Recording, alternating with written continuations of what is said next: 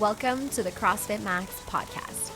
What is going on, team? And thank you for tuning in. We're talking endurance, we're talking aerobic capacity, we're talking your body's ability to keep moving for a longer period of time. So if you are one of those athletes that one day wants to be able to do an endurance event, or you have an event coming up soon, this episode is definitely for you. We're going to give you some good nuggets, some good tips and tricks. So we hope that you enjoy it. Make sure you give us a rating and a review if you haven't, and let's get to it. Ready? Yes. Ready? I know that you're recording already. 3, 2, 1. Sneaky sneakerson. We're in it, folks. Win it. You need to come up with a better line than that. Yeah. You're not wrong. 100 weeks later. You know, some What's that? feedback from last week. Feedback. Yeah. Let's go. We love the feedback. I'm not the only one who sings when they speak. True. Was that last week? Was it? Was that last week's episode? I can't remember. But yeah, you are not the only one that sings. People have told me That they were singing with you or singing randomly? that they've noticed that they're singers too. Nice. So that's what I had to bring to the table today. Hey, we're killing it right now. We're killing it. The energy is unmatched right now. Hopefully you listeners are having an amazing day. And we're going to do something fun for the banter today. After I finish yawning. Okay, you ready? Ready. The banter is rapid fire. Rapid fire. Brap, brap. Shout out ChatGPT. We asked it to write us 40 rapid fire fitness questions that I have no idea what they are. So I've kind of seen it typing, and then I've kind of scrolled up to the top. So I actually have it in front of me, but I have no idea what the first one is, nor do I know what the other 40 are. So what we're going to do is I'm going to say the first 10 rapid fire questions. It's going to be between 2 topics, I think. And you got to choose, without thinking, without explanation, one of the 2 Like that I like better. that you like better. Personally. Okay. Love it. Ready?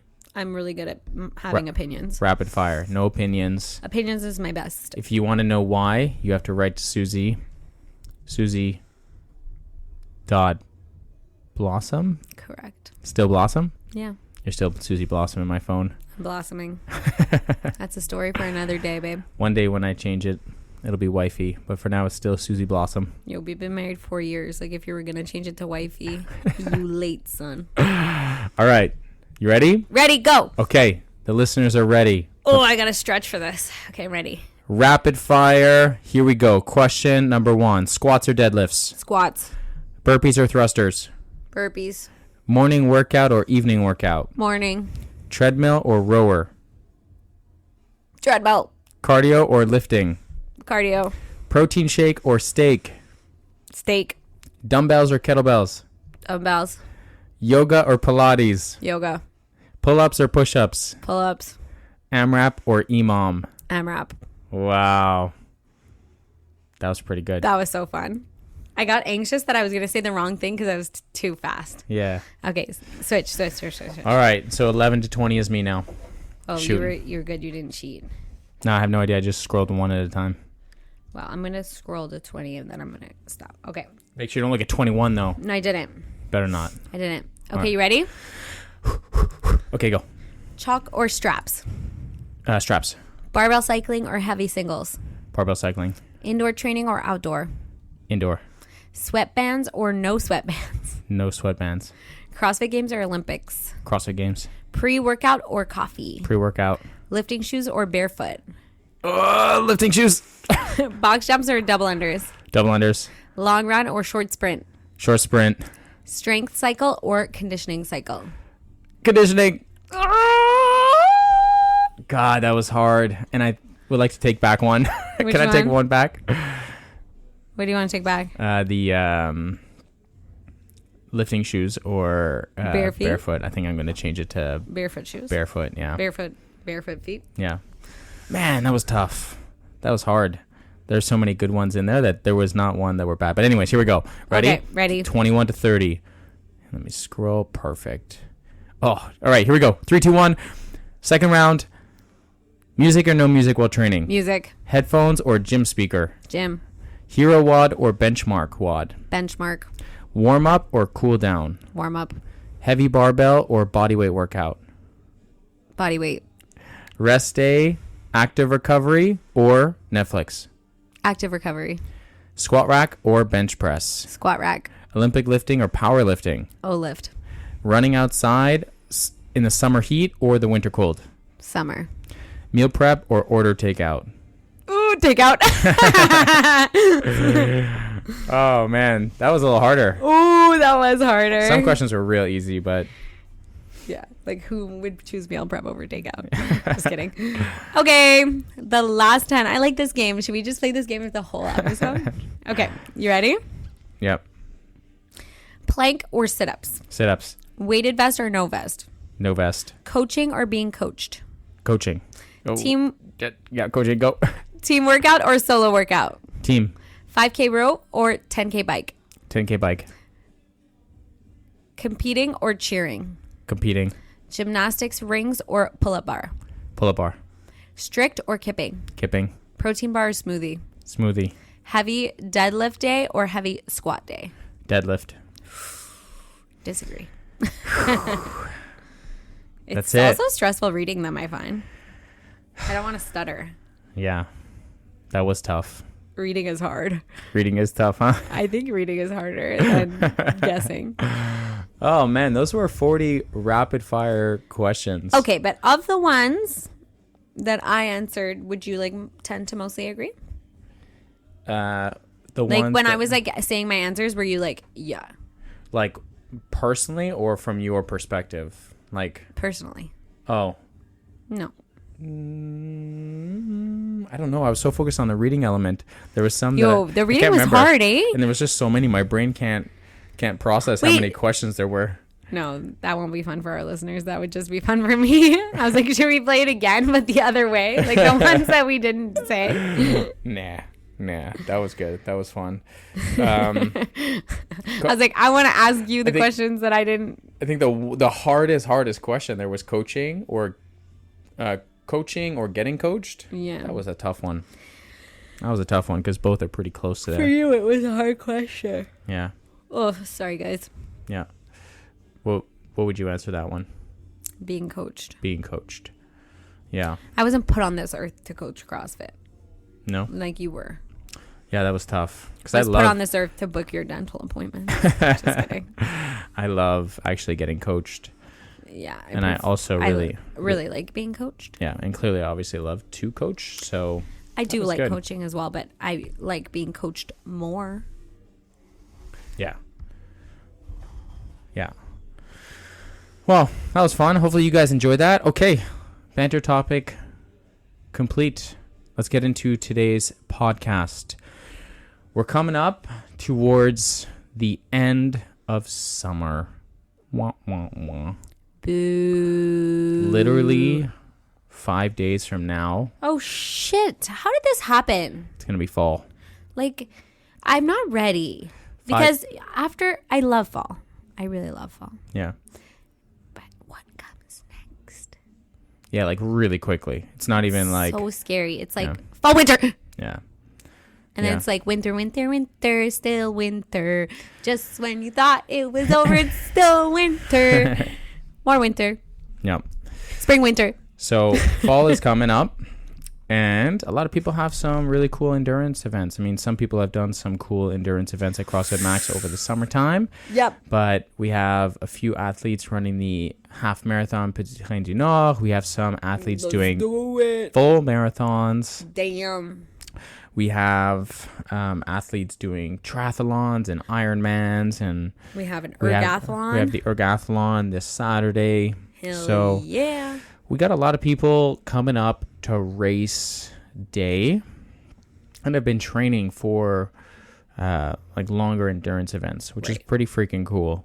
So today's episode, we thought it would be appropriate to discuss the things that truly get athletes better at moving for a longer period of time?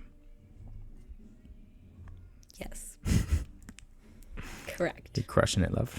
You know, I'm just here for a good time. Susie and I are both running the Petit Train du Nord half marathon. I'm so excited. Yeah, that's in... I hope we get good weather. Is the weather out yet? No, because it's 3 weeks away, right? It's 3 weeks? I thought it was 2 weeks. No, 3 weeks. Or maybe I'm wrong. 2.5 weeks, maybe. We can't see the weather yet. No. But this weekend we'll be able to see maybe 14 days out. But it's never Not really that accurate. it's like that accurate, but I just like to give myself something that I can't control about to be stressed about for no reason whatsoever. But yeah, so some of the things that are really, really important. Okay, yeah. Let's get on topic here, love. Sorry, I'm very I feel like a squirrel. Yeah. Ooh, piece of candy. Yeah, where was I going with this? I don't know. So we're talking about endurance. Yeah. So some of the things that are super important. Well, right. I'll give you my experience. A few years ago, I never thought that I would ever run more than 10K. To me, that was just I'm pretty boring, sure you said it out loud too. Like boring, like long. Something that my body really struggled at going through in terms of like joint pain and discomfort, mental strength as well, because there is a big mental element to be able to just continuously move for longer periods of time. True that. So if you're someone listening to this and you one day would love to be like, yeah, I can go and run 10K, or yeah, I can go and do a half marathon or a sprint triathlon or something or high rocks, something in the endurance realm, then this is going to be good because it's going to be kind of beginner friendly. And also, if you're coming up towards race season, then we're going to give you little bits of advice to really dial in the important things towards the end, the as you approach race day. The last training cycle, let's say, before you hit that big run or big race, whatever it is. Okay. So the first things first, number one, you have to do a lot of easy work. That is so underrated. And by easy work, I don't necessarily mean like truly like it's a walk in the park, but I mean you have to do things that are longer, but not as challenging as you think they're going to be. Meaning, we'll use running, but this applies to all things. This applies to cycling. This applies to swimming. This applies to high rocks, like long high rocks events. So we'll just use running as the basic, I guess, example point of here. Reference. Yeah. So, for example, if you want to one day run a half marathon or even a full marathon and you have very little running experience right now, maybe you can get out and go do a 5K, but even that's hard to do. Yeah. You have to do a lot of easier stuff, meaning you have to get out there and you have to do intervals that are easier than what you can do right now. So if you can go run 2 kilometers without stopping, well, you're definitely not going to go out there and run 2 kilometers multiple times, because that for you is almost 100% effort every single time. Like the effort for you to go out and run 2 kilometers straight, and that's your max distance that you can do, is going to be really, really hard on your system, and also really mentally tough, because you're going to know that every time you go out, it's going to be the hardest run you have to do every single time.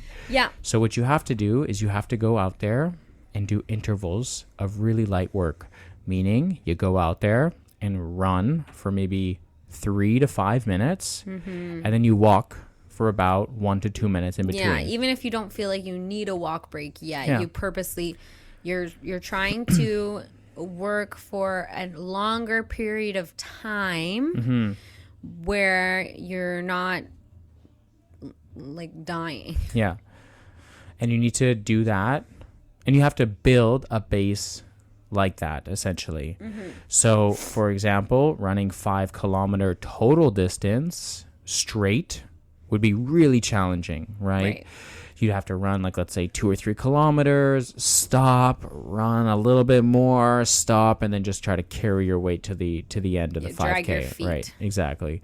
Whereas now we would look at it like, okay, let's start with maybe 4 kilometers of total distance, but let's break that up into intervals.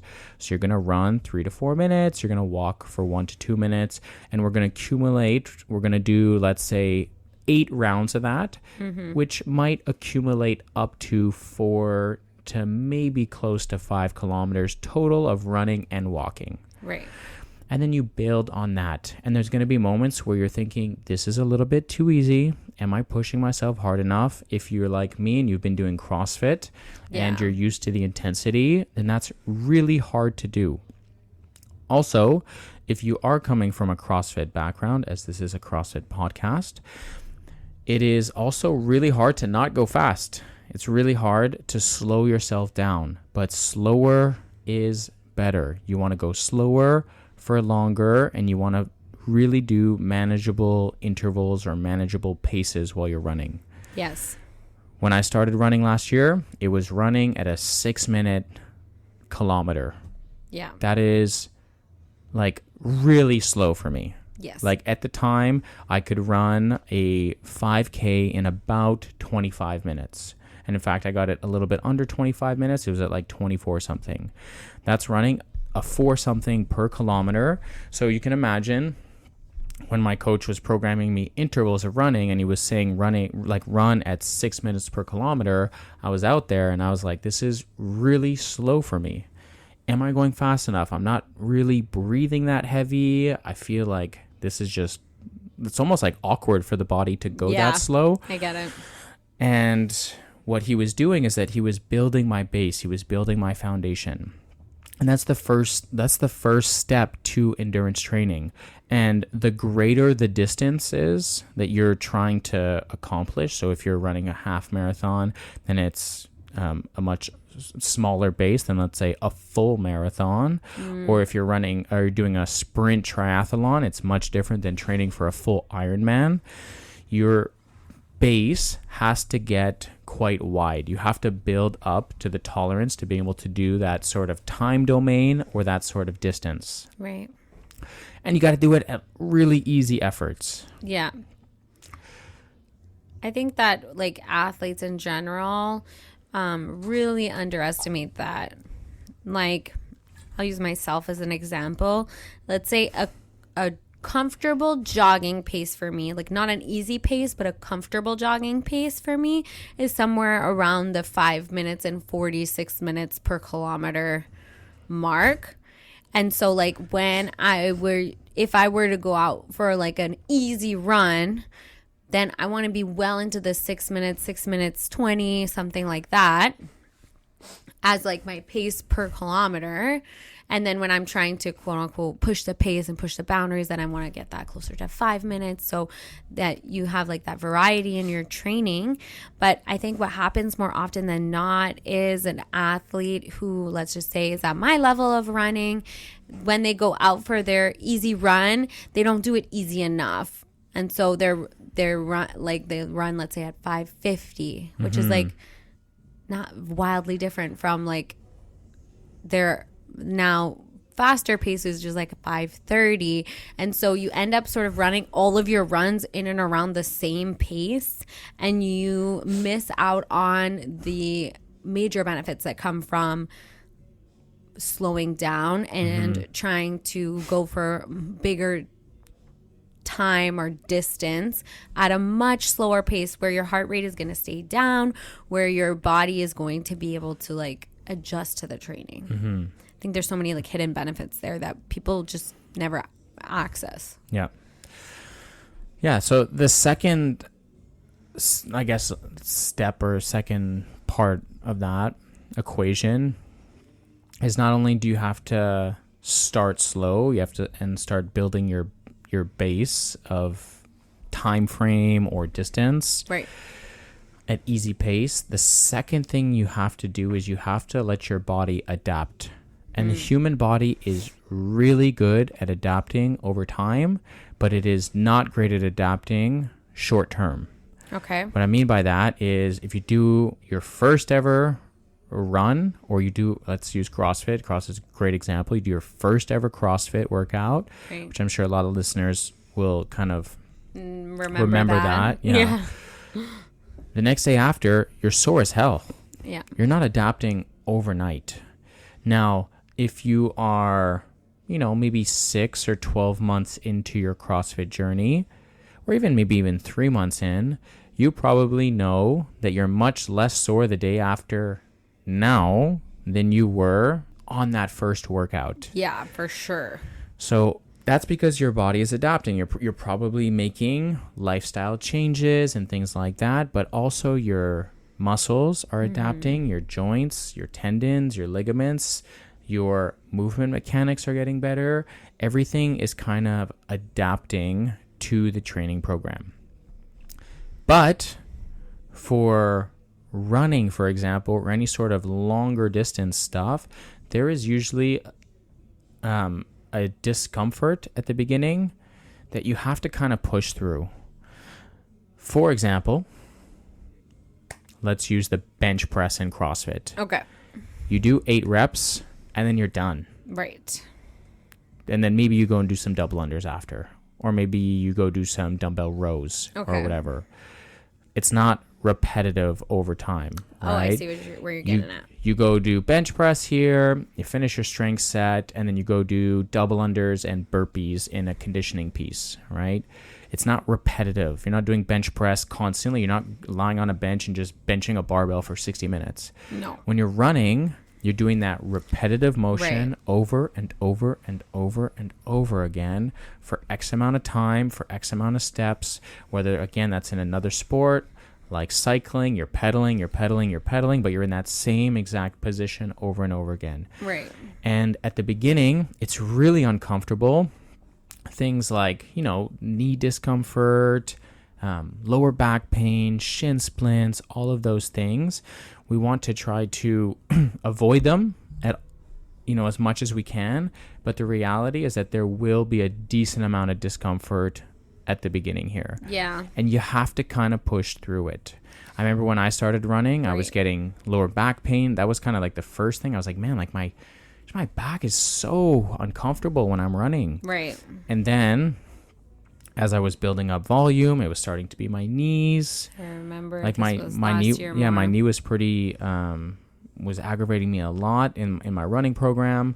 So it was my knee. But then you kind of just get through all of those things and you develop like this tolerance because your body is starting to adapt to all of those things. And knock on wood, like haven't really had any like significant injuries in running this season, but my body's... Yeah, it's already wildly different compared to your first real running season, which would have been last year. Exactly, yeah.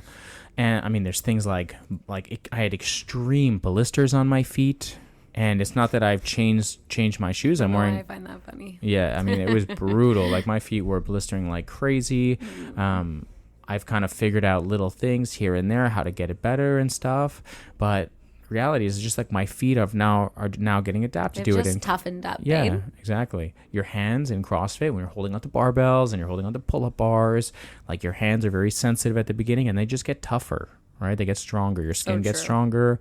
So in endurance stuff, a big part of it is just adapting to that. And it's not like this sense of screw your knee pain, just keep going, suck it up, Right. It's more just like, hey, you have to be more mindful about the program. We have to figure out ways to move around that and stuff. But just expect those things to kind of pop up throughout the program.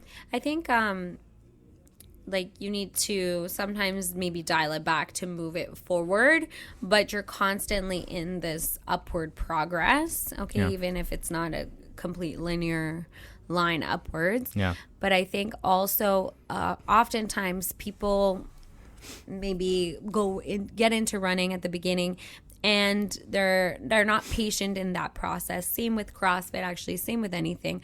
I feel like it happens a lot. People, you're all motivation at the beginning. You start, you're excited and all of these things. And then as the motivation starts to wear off and your body is still in the adaptation period,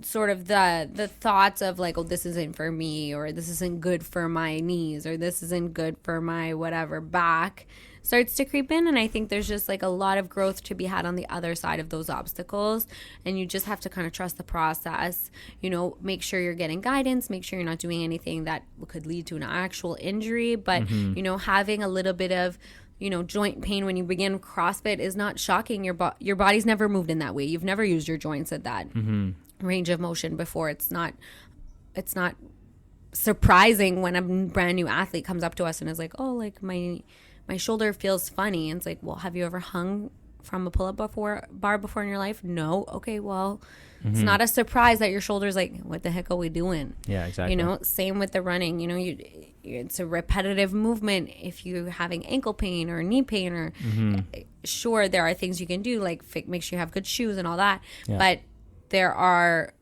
also, this is not like crazy. Like, it would be almost wild to think that you would just start a very demanding sport and have no discomfort. Yeah, exactly. So just getting through those little aches and pains are going to be super important, and just kind of trusting the process. And sometimes it feels like there might not be a light at the end of the tunnel. Like, there's so many people that just start running and then stop because they get an injury here or there. Yeah. And the reality is that, like, you're just doing such a repetitive movement. You have to go back and ask yourself, are you doing stage one? Are you going slower? Or are you really pushing it like pedal to the metal every time? Are you doing smart increments? Are you going up like 20% of volume? Are you going from 1 week where you do, you know, 8 intervals of 3 minutes on, 1 minute off, versus the next week you're like, yeah, okay, now I'm going to do 12 intervals of 3 minutes on, 1 minute off. It's like, well, that's a huge increase of volume, right? Like, you've now gone up from 8 to 12. Like, that's massive. That's huge. Yeah.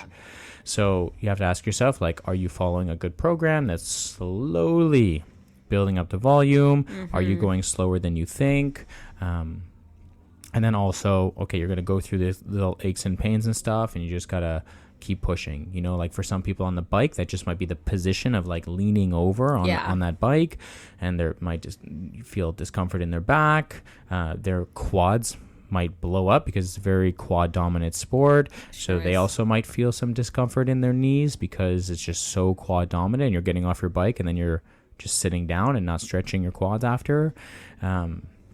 For running, it could just be like the repetitive motion of your feet hitting the ground and stuff. And so there's so many factors, but the reality is that your body will adapt. It does a really good job at adapting over time, but it's really not good at adapting on a short period. That makes sense. So patience is key. Yeah. Patience and persistence. Yeah. Number 3, I would say that there needs to also be a purpose around it. For example, I feel like a lot of people are scared to sign up for things. And to me, it's almost like necessary for endurance stuff. Just for someone to be like, yeah, like I just want to get better at running. Right. It's really tough. It's really tough because when you're feeling a little bit unmotivated, or you don't quite have that guidance, maybe you haven't like hired a coach and you're just like, oh, I'm just going to go out there and run. It is a really tough mentality to stay consistent in longer endurance stuff. Right. So signing up for something is going to just keep you on track, and it's going to allow you to know your why. The days where you're feeling little aches and pains, or feeling sore from training, or feeling like you had a long day at work and you're feeling stressed and tired, you didn't have a good night's sleep. It's like, no, like you've signed up for something. Like, get your butt out of bed before the kids wake up. Let's go. You know?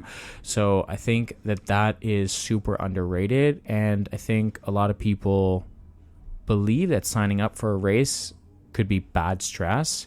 But I've talked about it many times on the podcast that signing up for an event is good stress. The overcoming of the obstacles, the dedication to a program, the self-discipline that you're going to have to go through to prepare for something like an event is going to far outweigh the butterflies and the stress that the actual event will bring. Yeah, and I then agree. And then the conquering of that event, like going through the actual event, if you've never done that before, you are going to feel a massive surge of proudness or pride, I guess. Yeah.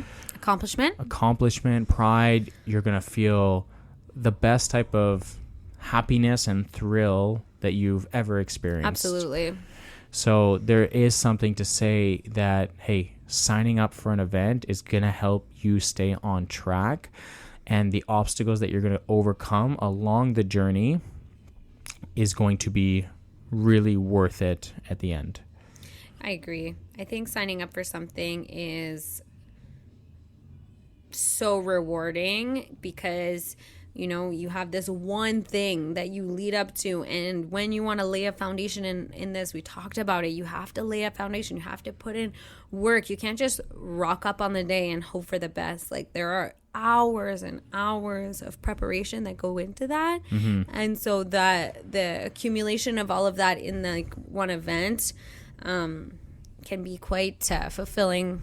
I find sometimes I feel quite emotional when I finish a race or something, especially if I feel like I did a good job, which is always. Just kidding. Yeah, well, I don't think I've ever had a run where I felt like, dang, that didn't go good at the end. I mean, my half marathon, I was really proud of myself last year, but it didn't end the way I was hoping it was going to end. Right, because you cramped, right? Yeah, my calves cramped up at the end. I was able to keep running. And it's very Susie of you. And, you know, like I hit a great time. Like my goal was to get under 2 hours. And then about halfway into the program, my goal was to get under an hour 55. And I was able to get an hour 52, I think. 53, I think. An hour 53. Was it under an hour 53? Maybe. I think it was just under an hour 53. Regardless, it was around the 153 mark. But I knew after the event, for the last 4K, I was just hanging on. My calves were both seized up. I was just barely hanging on for the last 3-4K. You knew if you hadn't had the calf issue, you would have broken 150 or something. Yeah, I think I would have been really darn close to breaking the 150 mark. So I left that event being like, holy shit, I did this. I ran my first ever half marathon, which was a dream of mine to do. But yeah, I have like unfinished business, and let's roll this shit back next year and crush it. Here we go, coming in and 2.5 weeks. Yeah, and to be honest, the moments where it's gotten really hard in the program, the moments where I'm looking down at the program before I'm even going, and I'm thinking, oh shoot, like this is gonna be really hard, or man, like it's Sunday morning, it's 6:30 in the morning, I'm waking up, like I really don't want to wake up and do this right now. And there's moments of like, no, like fuck that, like you have a goal, you want to beat last year's time, like get your ass out of bed, let's go, you know. So there's been many moments in the program. Such a good driving force to have like something to be hungry for. Yeah. Something that I would just like to say, and as an aside, because I was talking about you with my mom this weekend. We went to Park Run. Oh, yeah. On Saturday, which was so fun. And I was talking about how something that I admire so much about you is that you say your goals with your chest. You don't say your B goal out loud and have your A goal tucked away in your brain somewhere. And I think that's super cool. And I think that's something that kind of is in line with this discussion of like wanting to sign up for something, or maybe if you're not new to endurance running and you're signing up for a race, you know, like give yourself a goal and like say it out loud, speak it into existence, say it with your chest. And don't, like, Brandon's, you're the perfect example. You've said many times that you would like to do around an hour 45 for your half marathon this year, which is like an extremely aggressive goal, very achievable, but extremely aggressive. And, you know, I think so many people in your shoes would say, oh, I really want to like beat my time from last year, which is like, for you to say, it's still a great achievement. It's still a good goal. But that's you saying your B goal out loud. Yeah. Not your A goal. And I think that maybe when we're new to something, oftentimes our goal is to like run a half marathon or whatever it is. And now you're coming back around 2, or, you know, this is going to be like my, I don't know, 5th or 6th half marathon or whatever. But it's like people are shy so much away from saying their A goals out loud because they're like scared to not accomplish them, I think. Yeah. And I think that it's you let the goal have too much power over you in that situation.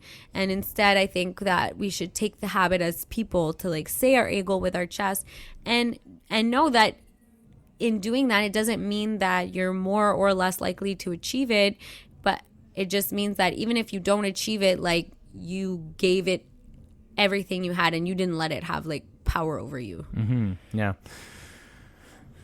And that's why you sign up for an event. Yeah. And I think it's very cool. Yeah, it brings so much more around the training program and stuff. So, yeah, thanks, love. Yeah.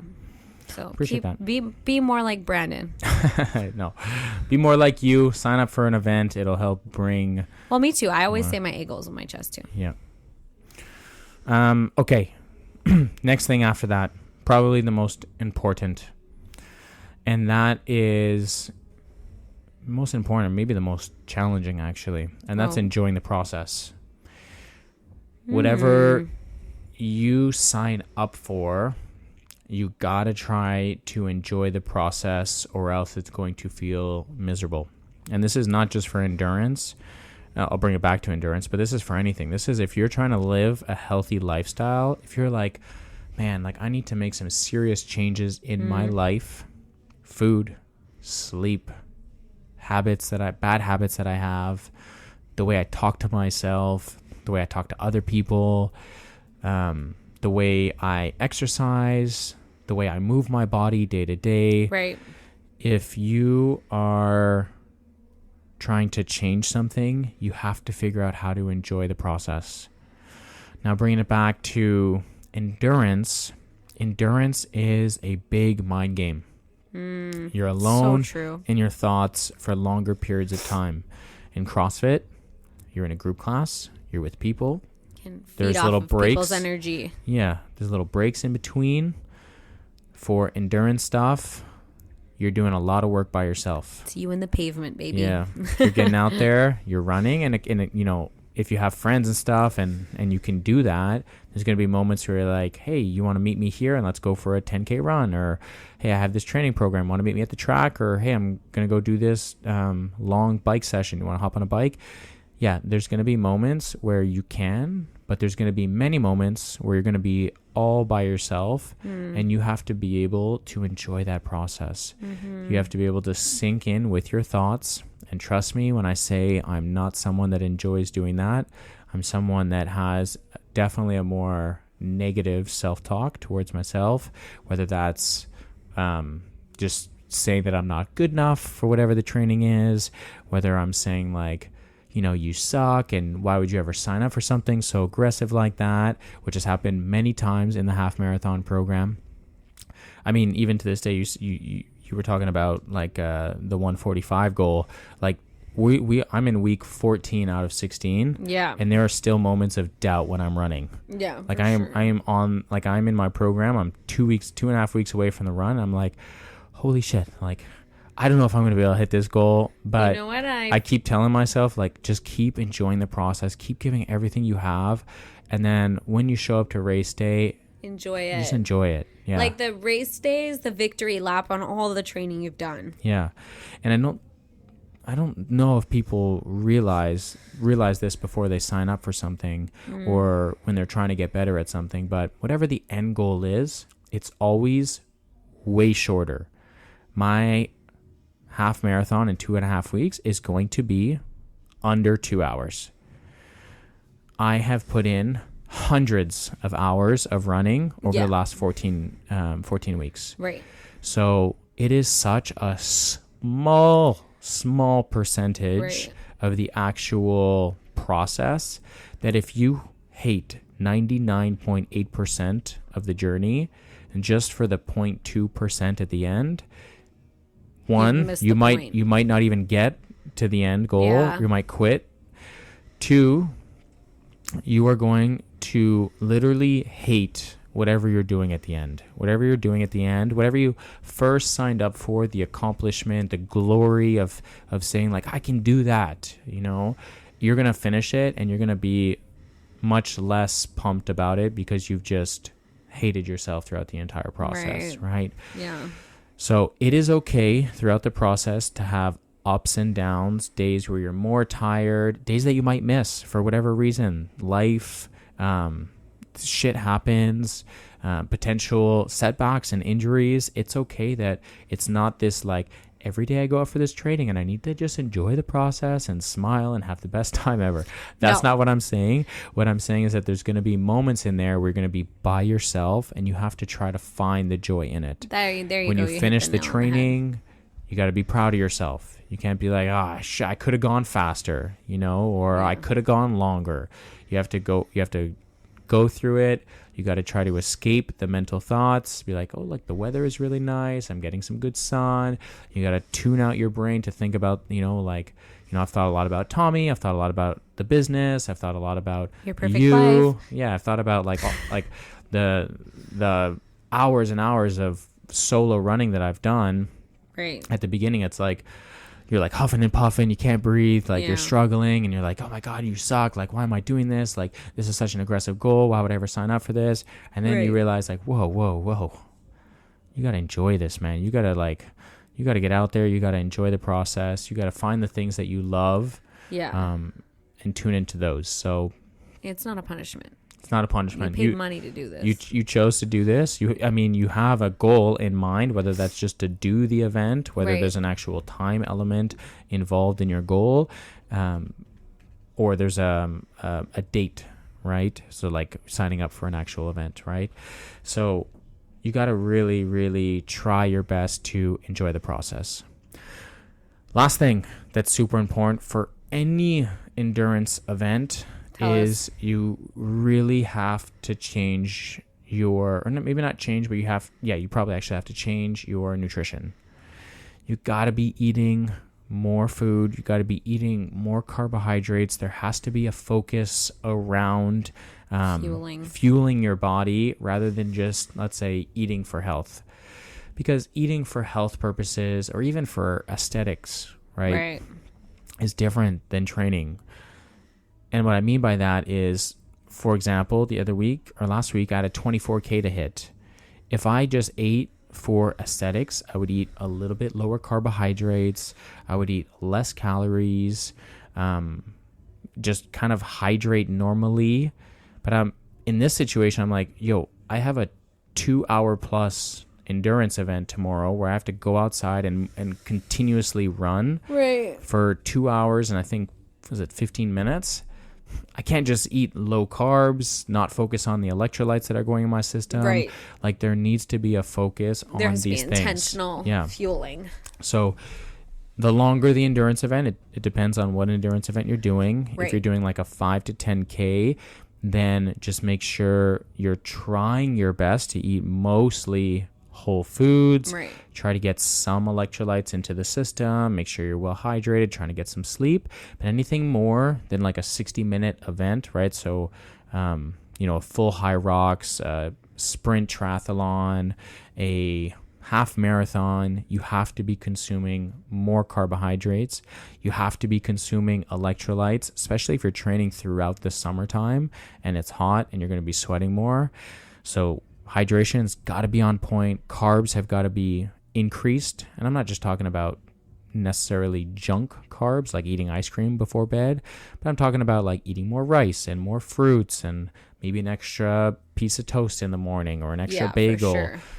Getting some honey into the system, eating some more oatmeal, things like that, more potatoes, things that are going to get more carbs into the system while also adding electrolytes to your drinks is going to be absolutely crucial for you to be able to maintain the energy expenditure that endurance requires from you. Mic drop. Boom. I think that's it. That was 5. And take your creatine. Take your creatine, even if you're doing endurance. Bonus creatine, 5 to 10 grams every single day. The wifey, how long have you been on it? Since Melis and Alexa. I don't know. It's got to be since the beginning of the year, kind of. Yeah. Beginning of the summer.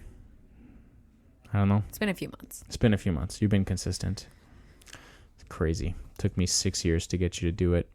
Took them 6 days. Oh. I took creatine. Okay, I'm on creatine now. No questions asked. Absolutely. Yeah. All right, we are going to end the podcast the same way we always do with Client of the Week. Pew, pew, pew, pew, pew, pew, pew, pew. And this client is a new client, new member at the gym. Yes, sir. She has been an absolute joy. She's almost done 1 month now. Almost done 1 month. I think she's on her 4th week of CrossFit. She's in that tough phase where you're adapting to the training. She is adapting, and she's doing great. And what I actually like the most about her is her mindset. Okay. So she's had a really good mindset since the free trial. I saw her. She came up to me and just said, "Hey, like, I just want to change my lifestyle." And I really just know that I've kind of fallen off over the last couple years, and I really want to kind of refine myself and be living a healthier lifestyle and also be a good example for my kids. And she has done a phenomenal job over the last 3 or 4 weeks. Nice. And that client is Melissa. Woohoo! So thanks, Mel, for being such a joy to have in the groups. You always have the right approach with your training. You're very coachable, which I freaking love. And keep up the awesome work. I'm really proud of you. And also, her son is now going to be doing the preteens class, which is so freaking cool. So she came in here with, the desire to be a good example for her kids, and literally now she's living that moment. Yeah, she's taking the action steps. Yeah, she's coming here on the Sunday while her son Raf is in the preteens class. Love it. While she's doing the adults class. So it's freaking awesome. Good job, Mel, and we're super proud of you. Keep it up. Hopefully you guys enjoyed this episode. If you or anyone you know is doing an endurance event and you think they could get some value, then make sure you send them this podcast. And make sure you like and subscribe. We don't do those things on podcasts, do we? But you can do it on YouTube, because the goal is to eventually get a visual podcast. Yeah, but thank God there wasn't one today, because I think I yawned 400 times. I'm sorry. All right, guys, we'll catch you in the next one. See ya. Bye.